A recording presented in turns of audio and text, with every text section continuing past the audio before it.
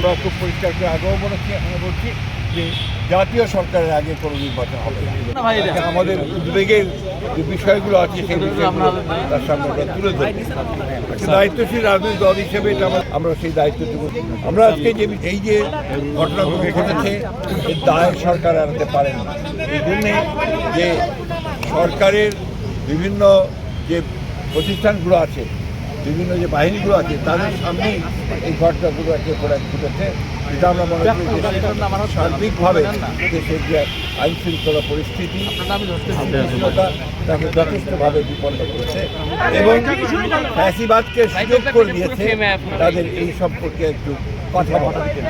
দ্বিতীয়ত হচ্ছে যে আমরা এই সরকারের সঙ্গে যেটা বারবার বলে এসেছি, অন্তর্বর্তীকালীন সরকার, সুতরাং দ্রুত নির্বাচনের জন্য আমরা তাদেরকে আবারও তাগাদা দিয়েছি এবং ন্যূনতম যে সংস্কার সেই সংস্কারগুলো সম্পূর্ণ করে যে কাজ তারা করেছেন ইতিমধ্যে কমিশন, রিফর্ম কমিশন করেছেন একটা, তাদের সঙ্গে আলোচনার ভিত্তিতে আপনার একমত হওয়ার প্রেক্ষিতে, আপনার কনসেনসাস হওয়ার প্রেক্ষিতে আপনার দ্রুত নির্বাচন দেওয়ার বিষয়টা আমরা তাদের সঙ্গে কথা বলেছি।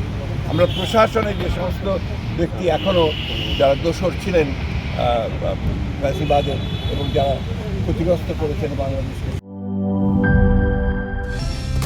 কালার এক্সপার্ট, জর্জ স্যাপ এবং মাইল্ড অন হ্যান্ডস টেকনোলজি সমৃদ্ধ অরিক্স ক্রিস্টাল ওয়াশ আপনার লন্ড্রি এক্সপার্ট।